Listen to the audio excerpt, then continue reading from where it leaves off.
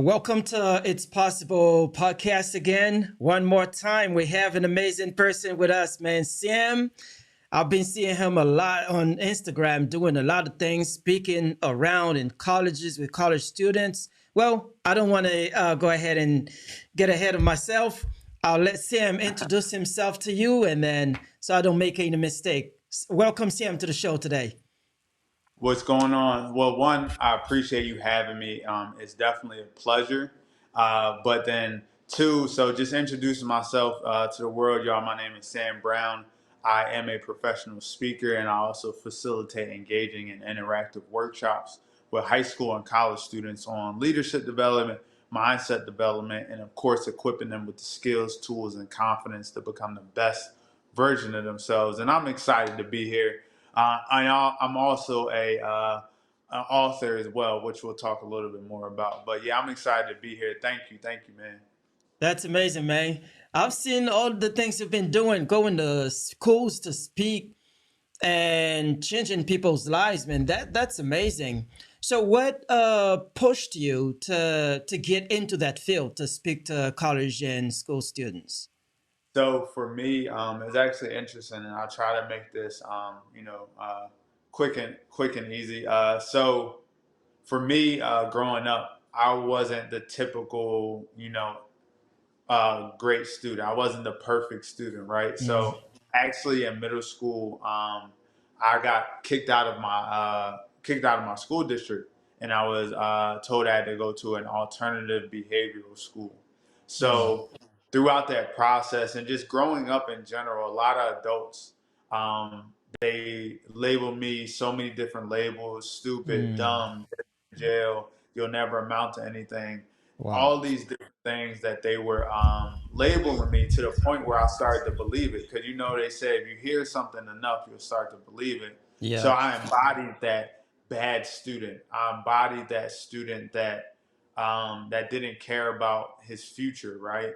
And it wasn't until I met a person in a program. I always tell people this: what changed my life and what ultimately saved my life was a person in a program. My first ever mentor, and my first ever group of adults. Um, I call James. His name is Silk, Jarvis, and Miss Kaya.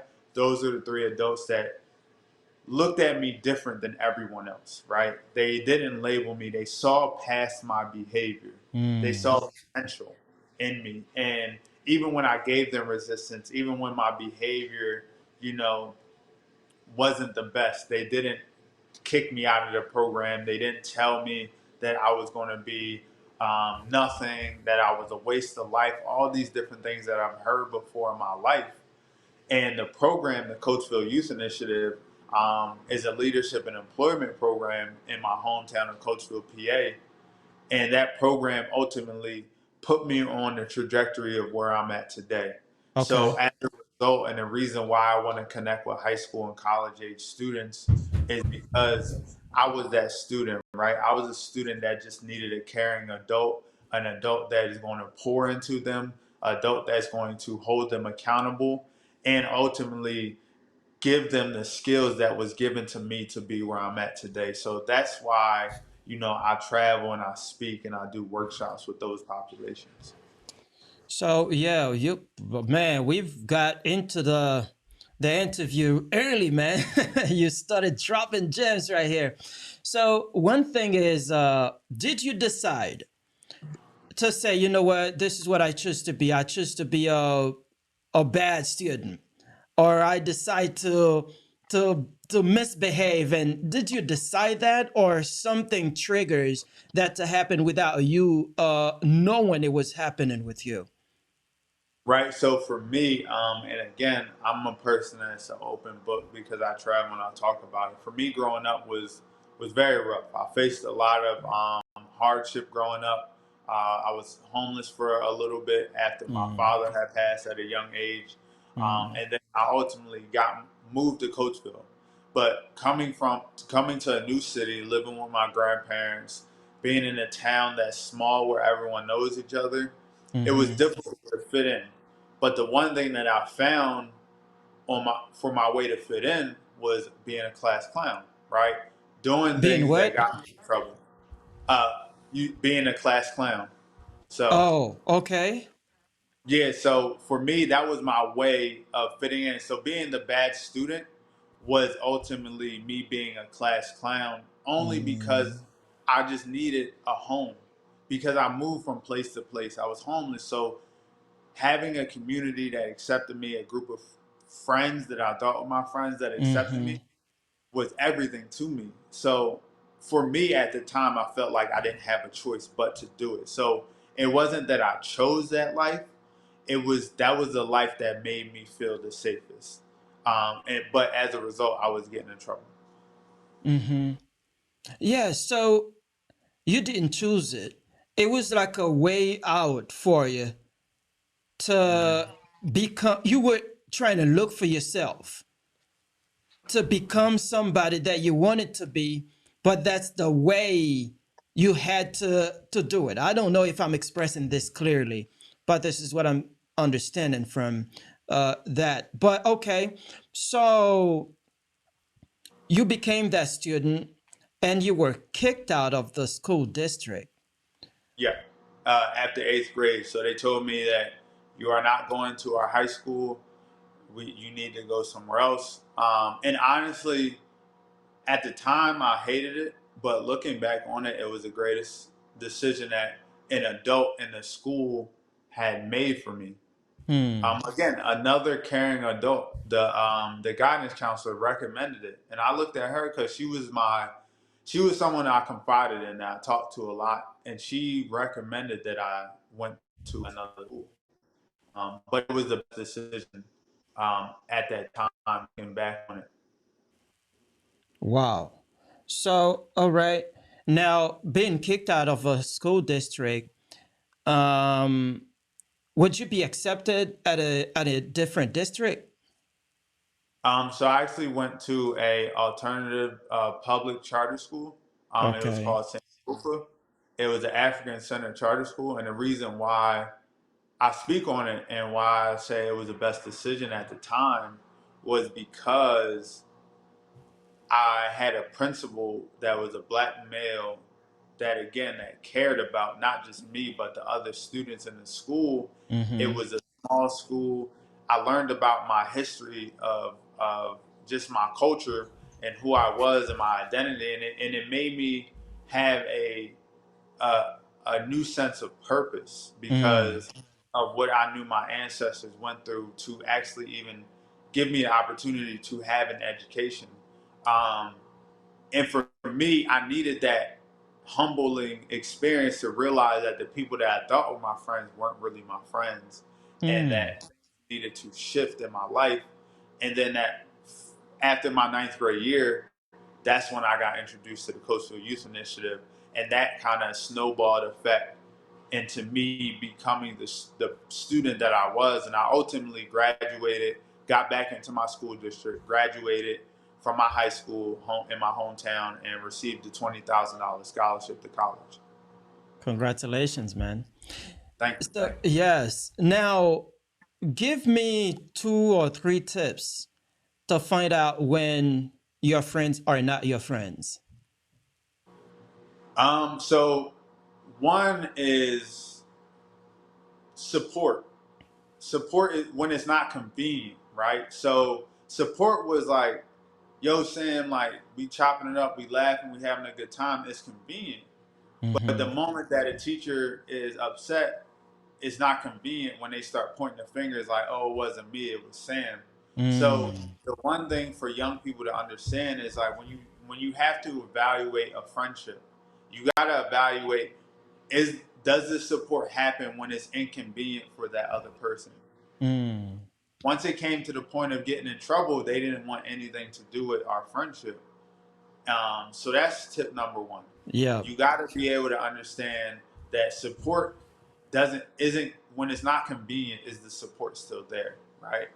And then Okay. the second tip on just understanding like if your friends are really your friends is like how they talk to you. Mm-hmm. Do are you always the butt of a joke in this friend circle, right? So for me, I was always the butt of a joke, but I laughed it off because again, I need like in at a young age, I just needed friends. I needed a community. But I was going about it the wrong way when I was constantly, you know, someone making fun of me, but they're supposed to be my friend. Watch Mm-hmm. how people talk to you too and talk about you. So those would be the two tips. Yes, that's powerful what you just shared because sometimes most of the times we see young kids, young adults having a group of friends they believe are their friends, but when they get into trouble, they find out that they didn't have any friend. Mm, And one thing is always they trying to destroy each other by the words they say to each other, by what they say to each other. That's not friend, right? So if we're friends, we build each other up. That's what I believe. And one more thing I believe would if they lead you into getting into trouble, right? mm, These are not friends, right? People, your friend will lead you to get to be better than who you are right now, not into trouble. Yes. thousand So percent. yeah. So yes, you went to the special program. You found this principal that was a black male, and he changed your life, right? Yeah, 1,000%. We called him Malum Woolray. Okay. So what did he do that was so special that made you change your ways? He held me accountable, but he held me accountable and explained why he held me accountable. Okay. When I would get in trouble, he would explain what I did. A lot of times, adults would just say, "Go to the office," and I'm saying why, and they're saying because I said so. So that was like one of the best tips I learned, even like being an adult now. I never want to tell a young person because I said so, or Mm-hmm. not give them explanation to have them understand what happened. So for him, he poured into us because he understood that the world will like rip us apart if we go out and behave the way that we've been behaving. Mm-hmm. Um, and he was real. Like he was real. Like he made sure that he showed up and he was present, and he never changed. Who he Okay. was who he was. He didn't change for certain people. He let us know that you you will like grow and develop because I'm not going to let you just behave recklessly. So Mm. he always had took time to meet with us, sit down with us. Again, it was a very small school, so he had the ability to do so. And even like looking back at my middle school days, my vice principal, Dr. Miles, she was also a saving grace for me. She refused to suspend me. She would say, "No, you're going to do your work in my office. No, you're going to have in school suspension because one thing that you're not going to do is not value education. Because even though I was getting in trouble, I had A's and B's.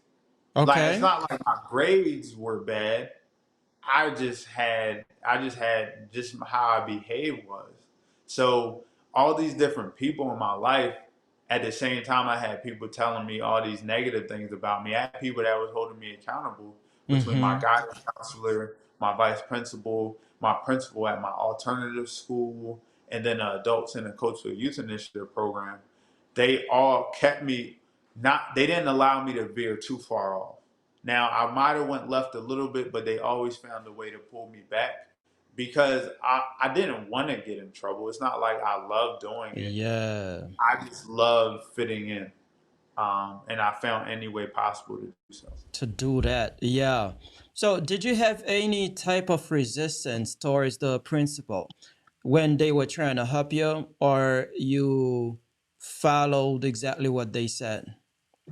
I had a little bit of resistance for sure, just because I would tell them, "All right, I'll do better than not do better," but at the same time, like because they just kept coming back, Mm-hmm. I started to listen to them more and more. And after my ninth grade year, I completely turned my like my educational career around. Like because I graduated with honors from high school.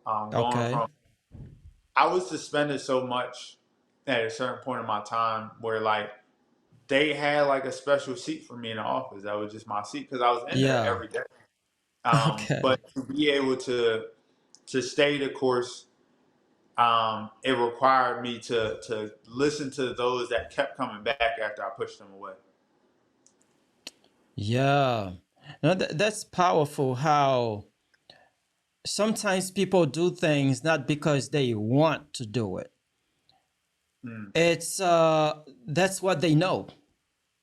Yeah, And until they unlearn what they know to relearn something, they will continue to do because that's what I'm hearing. It's not because you were a bad kid, no, right? This is not what you wanted, but this is what you knew.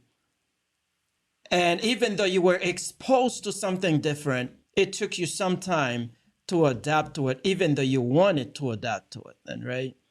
yeah, 1,000%. It was that consistency of the presence of an adult, and that's why even today, when I work in alternative schools, I tell schools to give me the kids that no one else wants to work with because all they Okay. need is for me to show up consistently. So I've done a program where it was an 8-week program at an alternative school, and by the end of the program, you could see transformation. You could see Okay. change in behavior because I had kids curse me out. I had kids saying, I don't want to do this program. I had kids saying, this is dumb.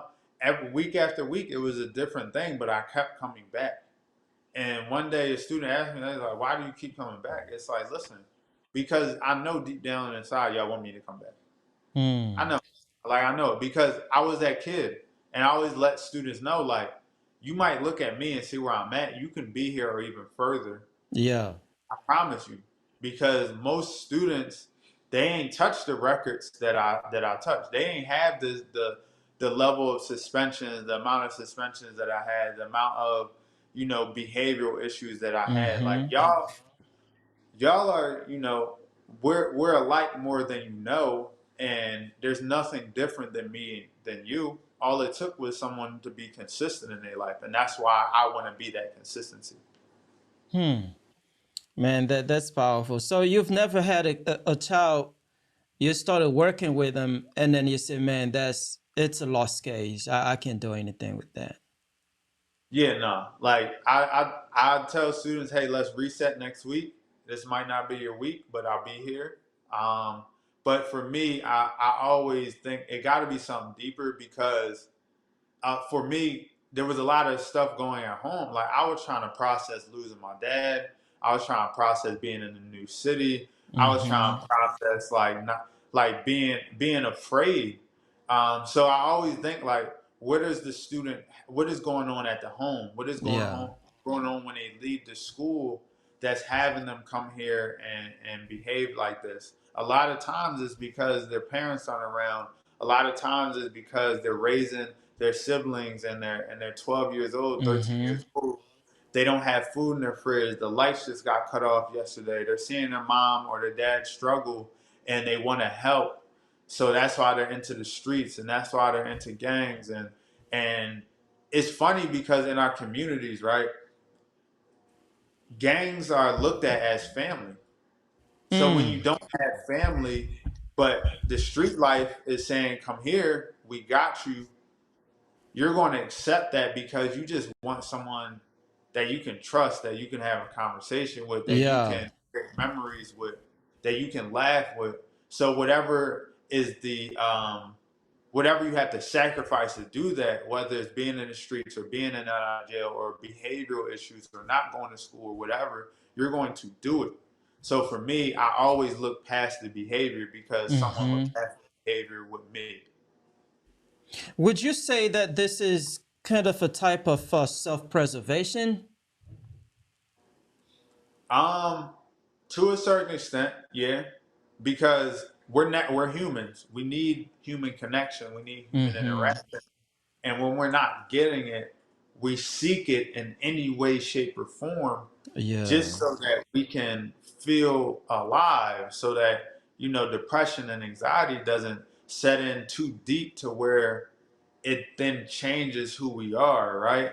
Of course, you're still facing these different things, but it's so much it's easier to handle it when you know you got somebody that you can call on the phone or Mm-hmm. somebody that you hang out with and talk about your day, even if it's not productive or if it's like harming you, because hindsight is not. Hindsight is you are getting what you need to survive. Yeah. So coming back a little bit to your story, is there a moment in the moment where you were misbehaving and or you had the misbehaviors that you have done something and then you went home, you regretted having done it at that moment? Um, I would say no, because being suspended didn't affect me unless it's like unless my video game or something got taken away Mm-hmm. or got grounded or something like that. But I think it just got to a point where I started to not get suspended, and I realized like, wow, this is actually like better. Like I don't got to deal with all the, I don't got to worry about being grounded. I don't got to worry about getting in trouble or Mm-hmm. getting. So for me, I didn't necessarily regret my behaviors because I never did anything that really took it over the top. Like, Mm-hmm. yeah, I got kind of got numb to the aftermath of me misbehaving. Okay, I got suspended again. So what? Okay, I'm in ISF. I might have been mad at the time, like being in school suspension or being suspended. Even the expulsion, I think that was like the, if I had to pick one, that might have been a moment where I was like, dang, like once I went to that school, because it took me a while to adjust to it. Because again, it was a African centered school, so we did things like Harambe Circle. Mm-hmm. We talked about the different principles like to live by, and I had to wear a uniform, and it took me a while. So I think the early stages of ninth grade after I got expelled from my high school, that was probably my biggest regret, but then after a while, I started to buy into the culture of the school, and it was cool. It was actually again something I was like, I needed this. Like I became a good student. I got exposed to so much. I met some amazing individuals, and that's when I started to develop, myself as a leader and my identity that I didn't care what people thought about me anymore. Mm-hmm. Yeah. So no, that's powerful to me, and I believe this is also for some principals and teachers because they don't know how to deal. It's not that they don't know; they haven't been in the situation and they're unaware of what's going on in the child's mind. So the only option they feel they have is to give up on them. Hmm. Why would you say that that's not a good idea to give up on a child? I would say because like no child is ever too far gone, and I would say as the adult you could be that one person that they needed, because again Mm-hmm. you could have as a teacher, as a principal, if you're watching this and you're listening to this, truly understand this, right? Because adult did not give up on me, because a principal, a teacher did not give up on me, I have now impacted over 10,000 students. I have started my own business. I have Mm-hmm. gave back to my community in ways where I've been recognized with awards and different things like that. I've done all of these things. I have became a mentor. I've helped students that were on juvenile probation, students in foster care. I've done all these things only because a principal, a teacher did not give up on me. And so I'm just here to say there is potential in Mm-hmm. every young person if you are willing to just be consistent and persistent in how you show up for them. Just do it. Do it for a year. Do it for 2 years, and just be that, right? And stay connected with them, because at the end of the Mm-hmm. day, like my vice principal, I know where she lives. I've seen her. We've had lunch. I've just thanked her in my speech when I won homecoming king in college. Like it was so much that she has done for me because she stayed consistent and persistent. So for me, I want to just share with teachers and principals, like I am a walking testimonial of what happens when you are consistent and persistent in a young person's life. That's Because I right. was written off. It was over for me, but people just didn't give up. Yeah, that also tells me about a principle that I read in Think and Grow Rich. It says, every adversity brings with it the seed of an equivalent success. Mm, So that, every negativity that you see in someone or any situation, there is a seed inside of this of an equivalent opposite. mm-hmm. So as low as you can see a child goes to the negativity, that means there is a seed of an equivalent positive they can do. 1,000%. Hmm. That's powerful. Thousand So, percent. And I'm not yeah. asking people to change lives. Plant seeds. That's what I tell young people. I'm like, I'm not going to change your life in 8 weeks. I'm just here to plant some seeds that I hope that someone else comes along and waters, and more people come along and take care and nurture and cultivate. And then eventually, because it wasn't just one person, one adult. It was my vice principal in my middle school. It was my Mm-hmm. counselor. Then they passed me on to my principal at my alternative school. And then the principal at my alternative school, then I got introduced to my first ever mentor at 15 years old. And then my mentor that's who my mentor is now, Jarvis, who I still talk to. Okay. Kaya Scott, who I literally just got off the phone with this morning. We talk 2 times a week. Everybody had a hand in cultivating the roles that you see today, that has grew through the concretes, that has grew through the adversity. So I'm not asking one adult to be everything for this young Mm-hmm. person. Just be somebody in the season that they're in, so that they change their ways a little bit. Because without my vice principal and my guidance counselor in middle school, I may have never listened to my principal at my alternative Yeah. school, or I would have never listened to my mentor at my youth organization that I was a part of, right? So all Yeah. I'm asking is to plant a seed into water, into nurture. Mm-hmm. Yeah. So yeah, that's amazing because as I'm listening to you, I'm thinking about when I used to go to school too. So we were everybody has their shortcomings, and and think about the people that have come into my life, the teachers and principals to change my life. Now, if you were to meet one of these people who gave up on you, now, it has been that long. You're not 50, you're not, 40 years old. So, how would you react? What would you feel in your heart for somebody that gave up on you when you were struggling to come back, to come up?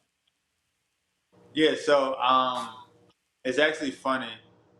When I first graduated college, I handled it the wrong way, right? I handled it the wrong way by going back and just saying, like, basically just saying y'all was wrong, like in a negative, in a not productive way. Um, I showed up, showed out a little bit, but I think now, about to turn 29, I would just go back, and if they're still teaching or if they're still working with young people, I would just say, because of you, I almost didn't become who I was today. Because I've had people that didn't believe me, saying, "Oh, I'm so proud of you. I knew you could make it." No, you didn't. But I just hope that you believe in the next sand brown that comes Mm-hmm. across your that comes in encounter with you. Because I truly believe that some adversity is needed, some doubt is needed. So it's like I would just let them know, like, before you write somebody off, just look at me and remember me and be like, wow, I could be that adult that they need. I was just so lucky to have the adults that came into my life at the time that they did. I was just lucky. Not every young person is as lucky as me. Mm-hmm. They don't get to that point, right? They don't get that opportunity to come across an adult that will change their life. So I would say Yeah, before you write somebody off, just know you could be that last adult that could change their life. that's true. And what about the people who changed your life? Do you still? Yeah, you just said that you still meet with Mr. Jarvis. Yep. So Jarvis, I actually work with the same organization that changed my Okay. life. Now, we run a young males group together. So I still call him for literally everything. Right. Any advice I need, any things I need to think through, I'm actually going to go help him build a. It's funny. I'm helping build a go kart for our young males group. We're entering Okay. a soapbox derby later this month. So just being involved, still talking to him. Kaya Scott, Miss Kaya, she is like my earth mom. I always say, like, any emotional support, anything, anytime I need to process things, literally talk to her twice a week. We support each other. Um, and then, yeah, so I still, everybody that has helped me, that has impacted me in a positive way, I'm still connected in some way, shape, or form. Because just because I'm older now and I'm in a better position, that still doesn't mean I don't need my support system. And they have been that consistently for almost 15 years now. Yeah. And I believe they may feel a sense of fulfillment when they see you, right? 1000%. Yeah. So yeah, that's powerful. Now, if a school would like to work with you, or for you to come in and speak to their students, what do they have to do? Yeah, so one, you can always just reach out directly through my website, and I'll make sure I share with you to put in the description. Yes. But Mm-hmm. it's simple. It's www.faithandeffort.org. Um, and on there, you'll be able to see all my services, what I've offered. You'll hear testimonials from directors of schools, from students, from um, different positions, different people in different positions that had a pleasure of bringing me in. You'll be able to just also connect with me directly to book a consultation, a free consultation call, which we'll sit down and we'll discuss how I can impact your students and what you're looking for. Mm-hmm. So you can reach out to me directly through there. And if you're on social media, you always can send me a message either on LinkedIn. You can look me up, Samuel Browm, Faith and Effort, or you can follow me on Instagram at Faith and Effort, Oh, all you're one word. everywhere, man. You're everywhere. Just say the .com everywhere. Yeah, listen, They'll listen, find you, everywhere, faith, man. faith and effort. But yeah, that's how you can reach me, and also just to let the schools know, I also offer an opportunity to where if you buy my book, X amount of copies of my book, I believe it's 150 copies of the book. I'll Okay. come in, I'll do a keynote or a workshop for you. So you Oh, just okay. pay for the service. Because again, my book is meant and geared towards students that are looking to become a better version of themselves, the same way that I have.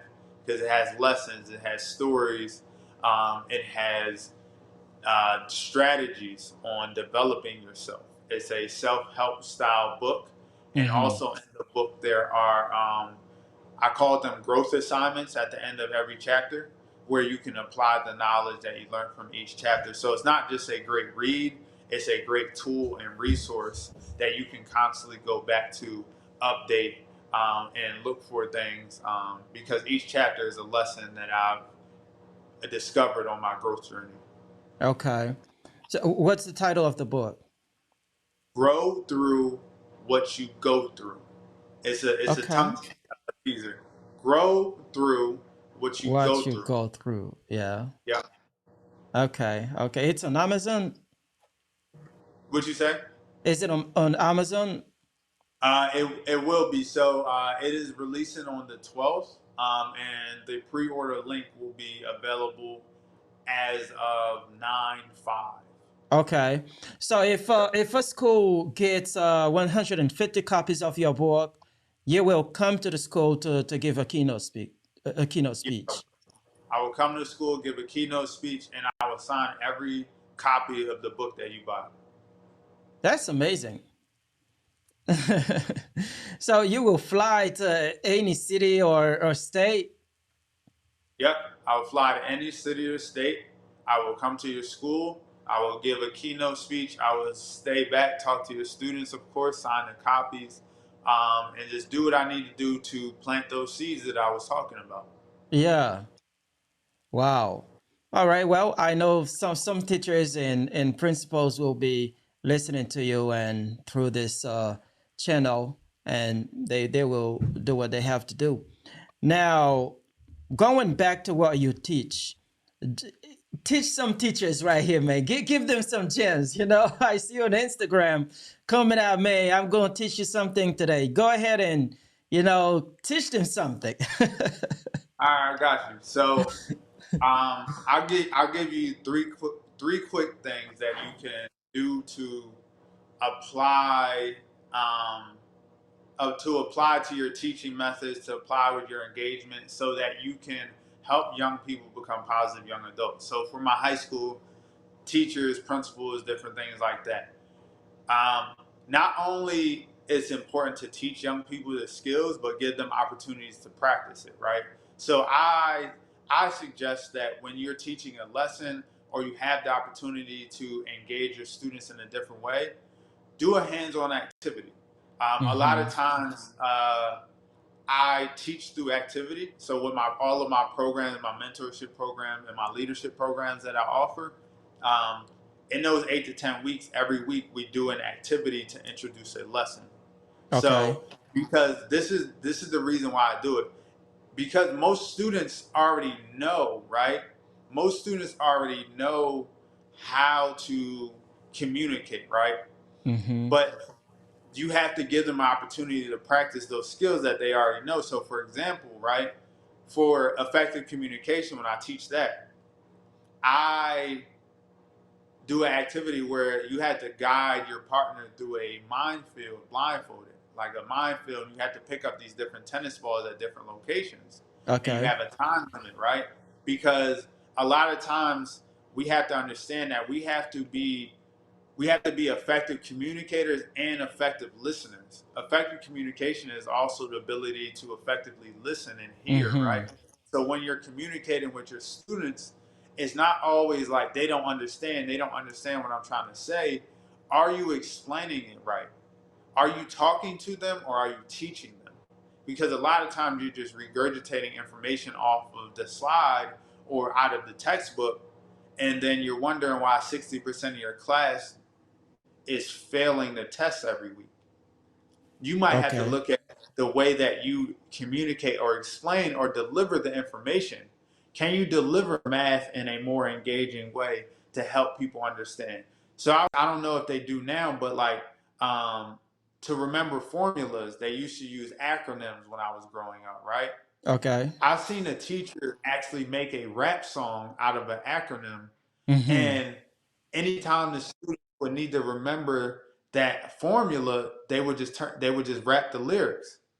And it was so dope to me because it was like that's an engaging way to teach, to retain information, because you're teaching information that students are going to forget the moment that they turn their test in, versus like you're teaching something that now is ingrained in them, so anytime they need it, or the strategy, now I'm turning what I need to remember into a song, right?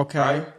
So that's more engaging. So I would say for the high school students and teachers, and principals and different administrators, can you find a more creative way to deliver the information, either through a hands-on activity or something like, can you turn it into a song, right?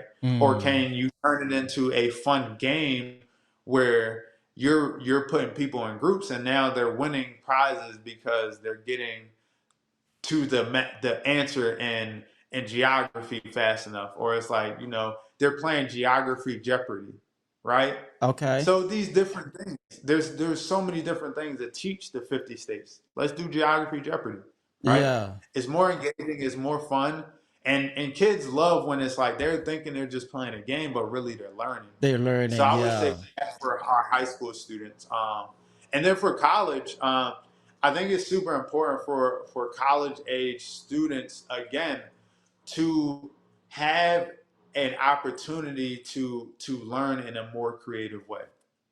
And the reason why I would say that is because in college, navigating college for a lot of students, they don't have nobody else. They're first generation college students. They're coming from environments and backgrounds where they haven't had the privilege of preparation. So when they get to Okay. school, that's why dropout rates are high. That's why people are withdrawing from school. They don't have the financial means to continue their education.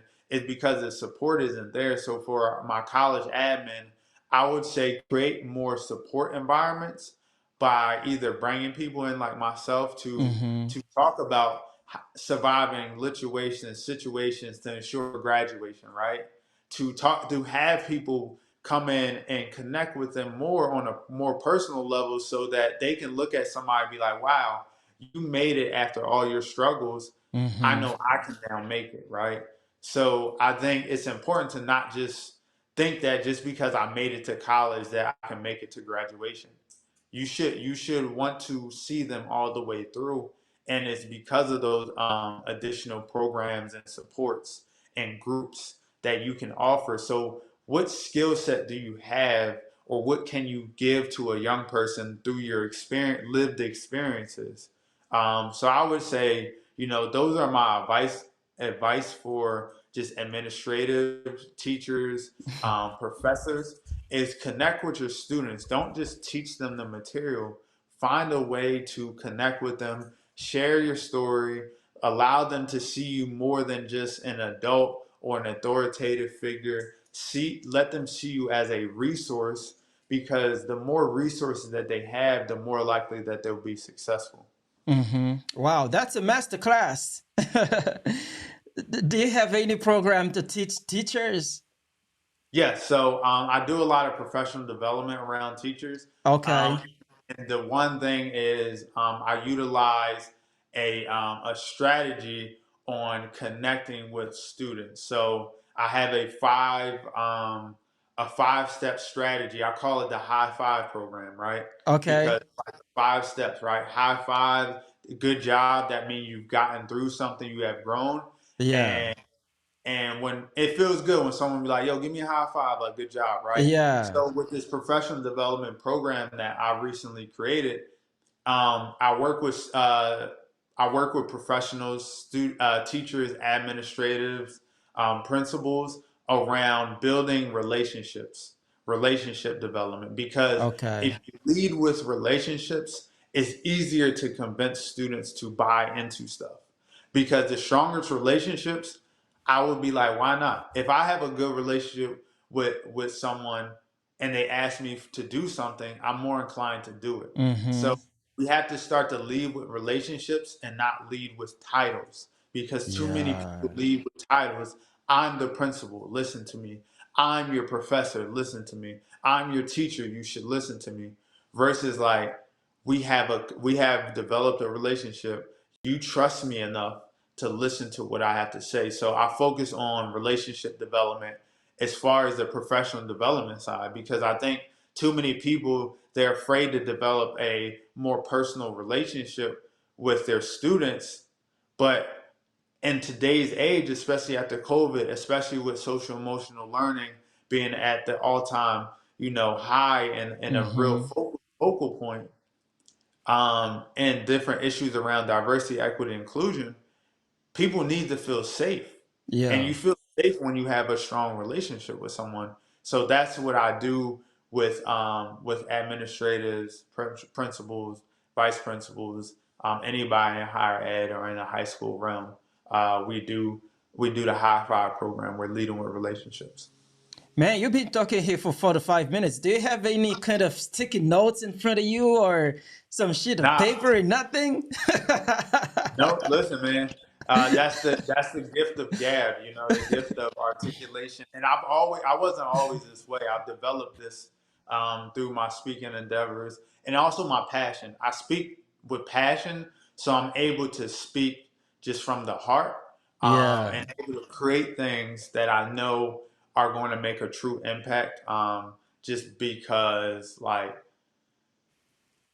I feel like this is I don't feel, I know this is my calling, and I've impacted so many people that I got to keep doing it.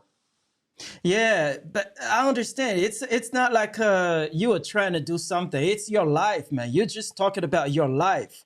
And who Mm-hmm. else knows your life better than you?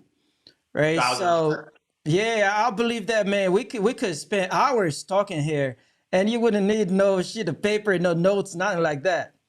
That's Nope, nothing. amazing. Listen, all from the heart, all from the heart. Yeah. And I talk about it a lot, and I think that's also helpful because I love to talk about stuff like this when I get opportunities to be on amazing podcasts like yours, Yeah. um, and Thank you. platforms just to share the stories and to share what I'm doing to help the other Sams of the world.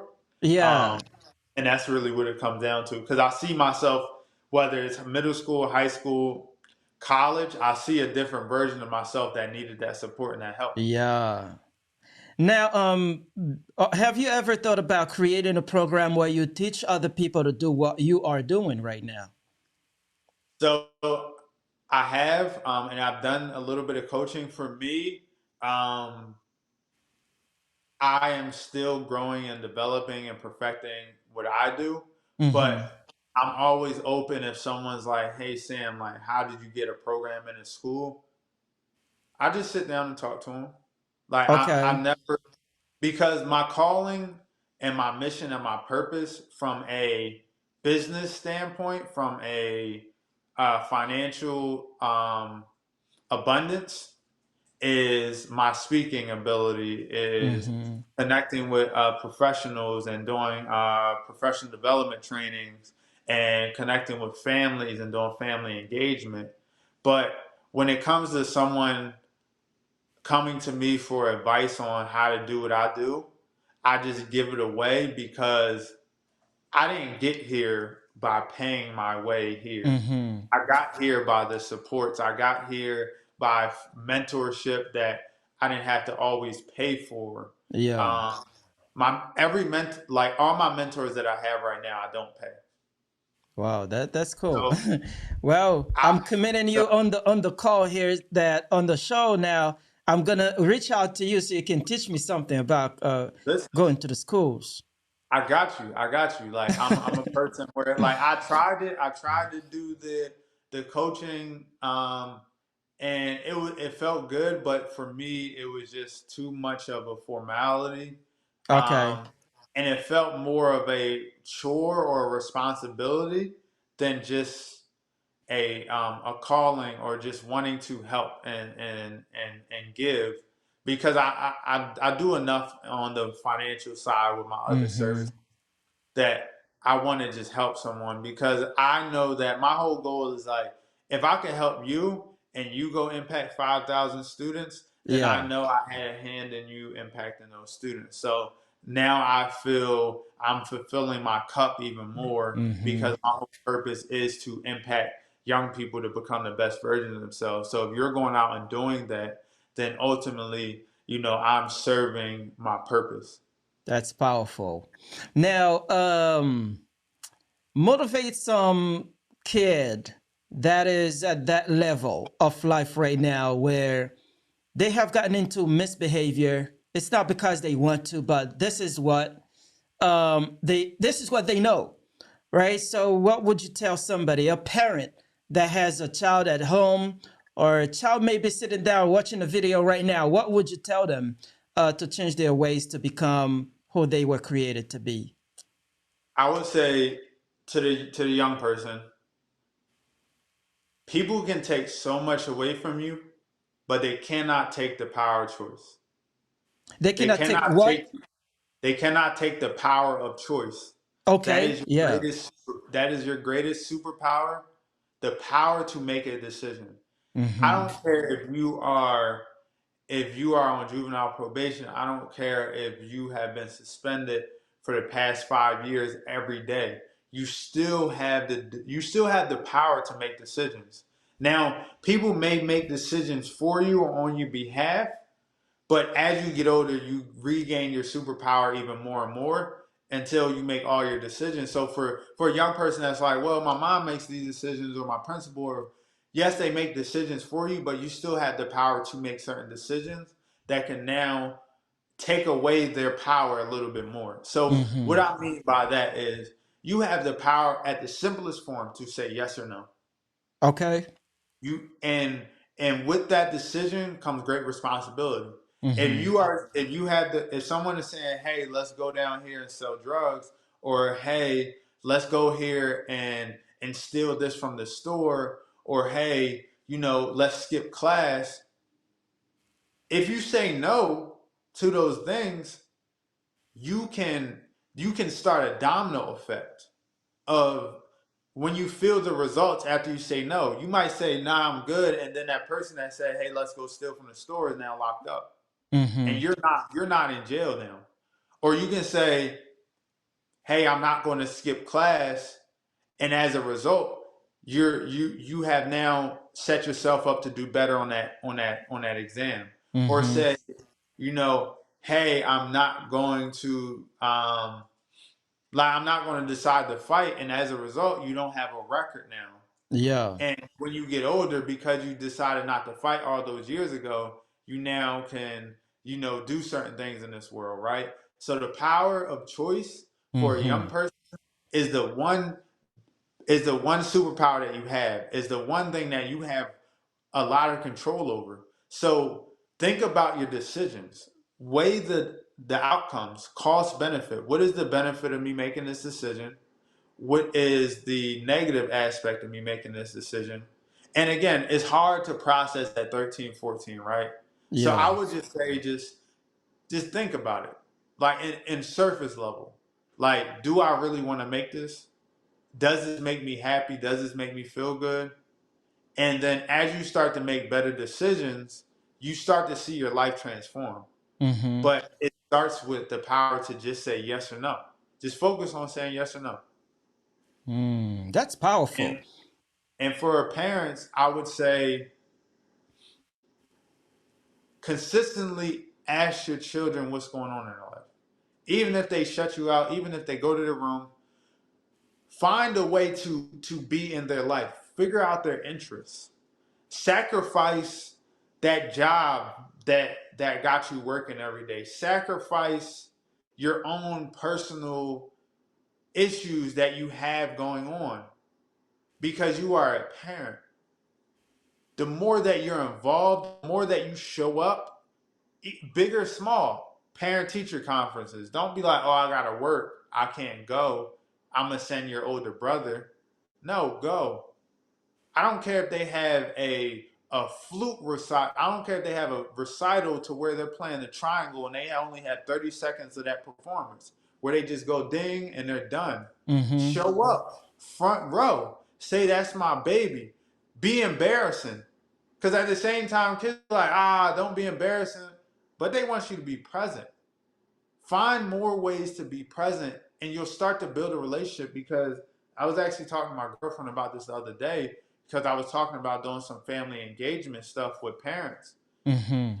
At the same time, you might have the ability to have a child. That does not mean you just know automatically a light switch hit where you're able to connect with them and you understand youth development. Me and parents argue all the time. I don't have children, but I've been working with children for a decade, for over a decade.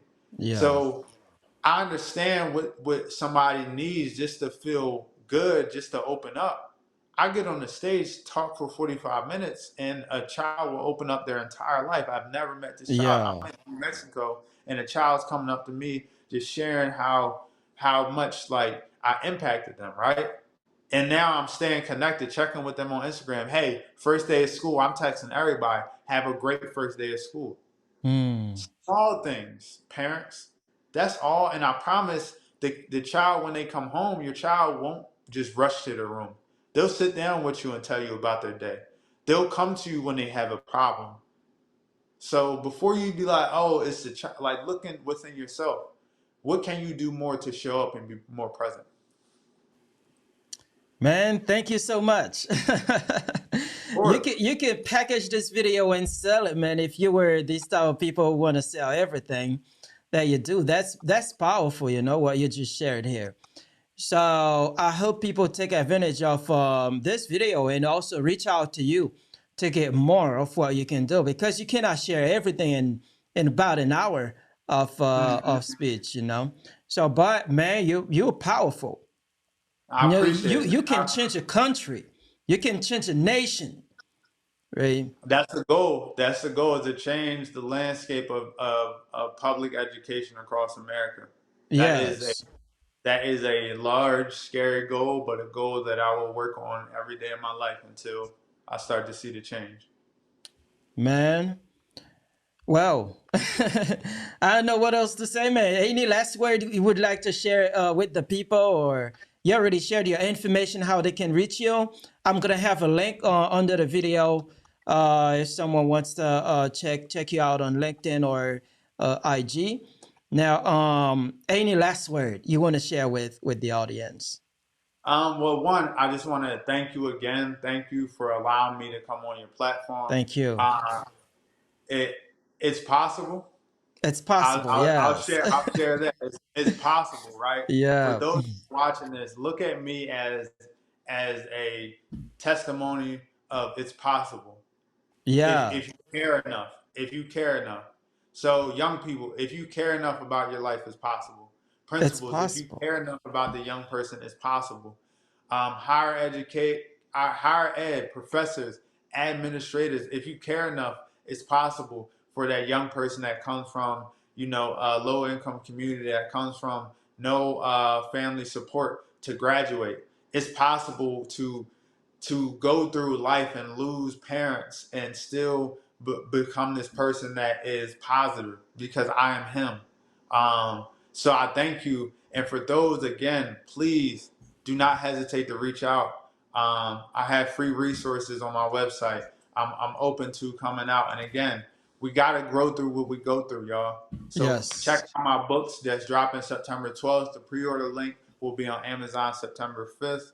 And again, thank you so much for allowing me to be on your platform. All right, Sam, man, thank you so much for coming on the platform to share your message and your story. I know a lot of people will benefit from this. Um, this video will go far. All right, Definitely. man. So we'll stay connected, but I got to bring you back because I know the people will have questions. All right, so I always say that, when they have questions, I'm not going to answer the questions. I'll bring you back on the show so you can answer the questions for them. All I right. definitely will. I appreciate the opportunity, man. All right, Thank you. man. Thank you, Sam. Have a great day, everybody. Thank you for watching the video.